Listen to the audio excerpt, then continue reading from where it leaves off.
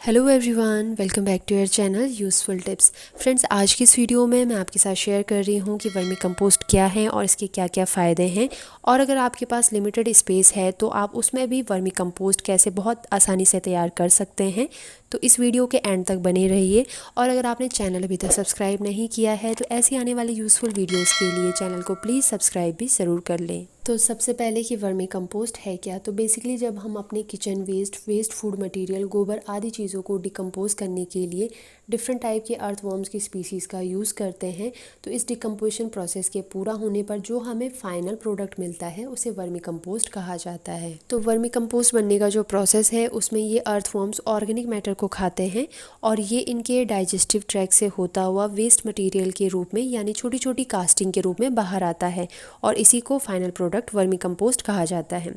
और vermi compost बनाने के लिए जो केंचुओं का पालन किया जाता है उसे कृमि संवर्धन या फिर वर्मी कल्चर कहते हैं। अब बात आती है कि हमें वर्मी कंपोस्ट क्यों बनाना चाहिए, इसके क्या फ़ायदे हैं। तो सबसे पहली चीज़ कि वर्मी कंपोस्ट बनाने के लिए हम किचन से निकलने वाला जो गीला कचरा होता है, गोबर, फसल अवशेष और अन्य ऑर्गेनिक चीज़ों का यूज़ करते हैं। तो इस तरह से ये हमारे इन्वायरमेंट से गंदगी को साफ़ करने के काम भी आता है। वर्मी कंपोस्ट एक हम छोटे से स्पेस में भी तैयार कर सकते हैं, तो घर पर भी ईज़िली तैयार हो जाता है। वर्मी कंपोस्टिंग अगर सही तरीके से की जाए तो इसमें किसी भी तरह की कोई स्मेल नहीं आती है। क्योंकि वर्मी कंपोस्ट बनाने के लिए पूरी तरह से ऑर्गेनिक चीज़ों का यूज़ किया जाता है, इसलिए 100% ऑर्गेनिक कंपोस्ट है। इसमें मौजूद जितने भी न्यूट्रिएंट्स होते हैं उन्हें प्लांट्स आसानी से ले पाते हैं। ये गुड बैक्टीरिया एंड माइक्रोब्स में रिच होता है, इसलिए मिट्टी में मौजूद जो सूक्ष्म जीवाणु हैं उनके लिए एक हेल्दी इन्वायरमेंट सेट करता है। प्लांट की हेल्थ को इम्प्रूव करता है, जिससे कि प्लांट्स पर कम पेस्टिसाइड्स की हमें ज़रूरत पड़ती है।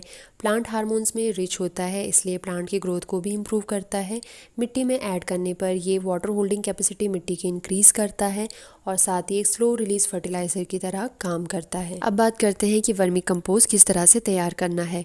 तो वर्मी कंपोस्ट बनाने के लिए हमें चाहिए केचुए यानी अर्थवर्म्स। अब किस तरह के अर्थवर्म्स का यूज़ करना है ये सबसे ज़्यादा इम्पॉर्टेंट है, क्योंकि कंपोस्टिंग एक ऐसा प्रोसेस है जिसमें टेम्परेचर काफ़ी ज़्यादा हाई होता है। तो अगर एक लिमिटेड स्पेस में हमने इस तरह के केंचुओं को, जो आमतौर पर हम बरसात के मौसम में निकलते हुए देखते हैं मिट्टी से, इनको डाल देते हैं तो बहुत मुश्किल होता है इनके लिए उस लिमिटेड स्पेस में सर्वाइव कर पाना। और अगर ठीक है हम ज़मीन में वर्मी कंपोस्ट तैयार कर रहे हैं, अगर हमने वहाँ पर इनको डाल दिया है तो इनका एक और ड्रॉबैक है कि ये बहुत लेट मल्टीपल होते हैं। और वर्मी कंपोस्ट के लिए हमें इस तरह के अर्थवर्म चाहिए जो कि बहुत जल्दी से मल्टीपल हो, जिससे कि हमारा जो किचन वेस्ट है या जो भी ऑर्गेनिक मैटर है उनको ये जल्दी से खाएं और हमारा वर्मी कंपोस्ट तैयार हो। इसलिए वर्मी कंपोस्टिंग के लिए जो अर्थवर्म की बेस्ट स्पीसीज माना जाता है उसमें है आइसिनिया फिटाइडा, जिसे कि रेड विगलर्स या फिर मैन्योर वर्म, रेड वर्म्स के नाम से भी जाना जाता है। और दूसरी है इसकी लम्ब्रिकस लुबेलस, जिसे कि सेम रेड वर्म्स के नाम से भी जाना जाता है। ये दोनों ही जो स्पीसीज़ हैं अर्थवर्म की, कंपोस्टिंग के लिए बेस्ट हैं। बहुत जल्दी से ये मल्टीपल होते हैं और बहुत जल्दी से हमारे किचन वेस्ट को, हमारे ऑर्गेनिक मैटर को बहुत जल्दी से डिकम्पोज करते हैं। तो अब यहाँ पर मैं आपको दिखाती हूँ कि किस तरह से मैंने वर्मी कंपोस्ट बिन तैयार किया है। तो यहाँ पर मैंने इस तरह से एक चौड़े मुंह वाले सीमेंट के गमले को लिया है। तो अब इस गमले में कोई भी होल नहीं है, तो हम इसमें एक छेद कर लेते हैं। छेद करने का ये फ़ायदा है कि इसमें प्रॉपर एयरेशन होगा। वर्मी कंपोस्टिंग के प्रोसेस को अच्छे से करने के लिए एयरेशन बहुत ज़रूरी है।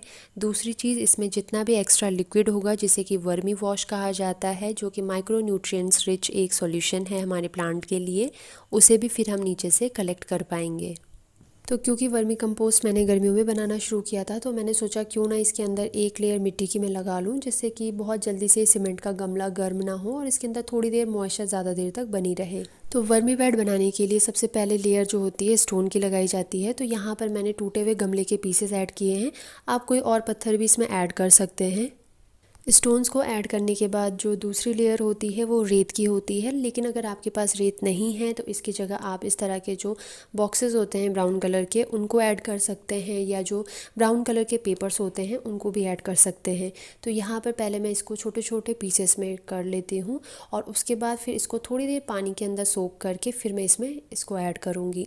इस तरह के गत्ते या जो भी पेपर आपने ऐड करना है, एक चीज़ का आपने ध्यान रखना है कि उसमें किसी भी तरह का कोई केमिकल ना ऐड हो या या किसी तरह की कोई इंक इसमें ऐड ना की गई हो। अब तीसरी लेयर यहाँ पर मैं ड्राई लीव्स की ऐड करूँगी। जो सूखे पत्ते आपने ऐड करना है, आपने एक चीज़ का ध्यान रखना है कि उस पर किसी भी तरह के कीटनाशक का यूज़ ना किया गया हो। इसके बाद ऐड करूँगी मैं इसमें एक लेयर मिट्टी की, और फिर उसके बाद ऐड करूँगी थोड़ी बहुत ड्राई लीव्स को, और उसके बाद मैं इसके ऊपर अच्छे से पानी को स्प्रिंकल कर दूँगी। तो अब इसमें मैं डालूंगी रेड विगलर्स को, जो मैंने कुछ कलेक्ट किए हुए हैं। अगर आप भी वर्मी कंपोस्ट बनाते हैं तो आप किस तरह के अर्थवर्म की स्पीशीज़ का यूज़ करते हैं, या अगर आपके पास भी सेम टाइप के रेड विगलर्स हैं तो ये मुझे कमेंट करके ज़रूर बताना। इस तरह के रेड विगलर्स आपको आमतौर पर किसी पेड़ के नीचे, जहाँ पर काफ़ी सारे ड्राई लीव्स इकट्ठी हो रखी हों और वो डिकम्पोज भी हो रही हों, तो अगर आप उन पुरानी ड्राई लीव्स को उठाकर देखोगे तो वहाँ पर आपको काफ़ी सारे रेड विगलर्स देखने को मिलेंगे। तो वहाँ से आप इनको कलेक्ट करके ला सकते हो। अब इसमें रेड विगलर्स को डालने के बाद मैं एक लेयर ऊपर से मिट्टी की और एक लेयर ड्राई लीव्स की इसको अच्छे से कवर कर दूंगी, और उसके बाद हम इसमें पानी का भी स्प्रिंकल कर देंगे, जिससे इसके अंदर अच्छे से नमी बनी रहे। अभी इसमें कोई भी किचन वेस्ट ऐड नहीं किया है। 2 से 3 दिन का इनको एडजस्ट होने के लिए टाइम देंगे, और उसके बाद फिर हम अपना किचन वेस्ट ऐड करना शुरू करेंगे। अब आपने इसको किसी छायादार वाली जगह पर रखना है, डायरेक्ट धूप में आपने इसको बिल्कुल भी नहीं रखना है। तो अब इस पॉट को ना तो आपने ऊपर से बिल्कुल टाइटली कवर करना है और ना ही बिल्कुल ओपन करके छोड़ना है। इसके अंदर प्रॉपर वेंटिलेशन होना बहुत ज़रूरी है। तो आप इसको इस तरह के या तो बोर्ड से कवर करके रख सकते हैं, या अगर आपके पास इस तरह की बास्केट है तो आप उससे भी इसको कवर करके रख सकते हैं। इससे इसके अंदर प्रॉपर वेंटिलेशन होगा। अगर प्रॉपर वेंटिलेशन नहीं होगा तो हमारे अर्थवर्म्स के लिए सफोकेटेड हो सकता है, जिससे हमारे अर्थवर्म्स बहुत जल्दी भी हो जाएंगे। अब आफ्टर 2 डेज हम इसमें ऐड करेंगे किचन वेस्ट को। किचन वेस्ट थोड़ी बहुत क्वांटिटी में इसके एक कॉर्नर पर ऐड करूंगी। साथ ही किचन वेस्ट कितनी क्वांटिटी में ऐड करना है ये इस बात पर डिपेंड करता है कि आपके पास कितने अर्थवर्म्स हैं। अगर आप इसकी जगह कोई रेक्टेंगल शेप का कंटेनर लेते हैं तो उसका ये फायदा होता है कि आप एक साइड को काफ़ी सारा किचन वेस्ट फिर भी ऐड कर सकते हैं, क्योंकि दूसरी साइड में आपके अर्थवर्म्स के लिए काफ़ी लंबा स्पेस बच जाता है। तो जब first kitchen waste 40 to 50% decompose हो जाएगा, उसके बाद हम इसमें सेकेंड किचन वेस्ट ऐड करेंगे। साथ ही इसको ऐड करने के बाद ऊपर से अच्छे से कवर भी कर लेंगे, जिससे इस पे मक्खियाँ ना लगें। नींबू या जो और सिट्रस फ्रूट्स हैं और मिर्च जैसी चीज़ों को आपने इसमें ऐड नहीं करना है, क्योंकि अगर हम सिट्रस फ्रूट्स को इसमें ऐड करते हैं तो वर्मी कंपोस्ट का जो एसिडिक लेवल है वो काफ़ी ज़्यादा हाई हो सकता है।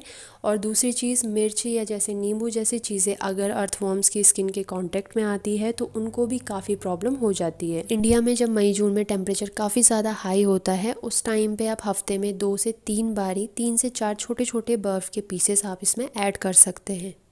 चींटियों को भी आपने अपनी स्पॉट से दूर रखना है, क्योंकि ये चींटियाँ भी आपके वर्म्स को नुकसान पहुंचा सकती हैं।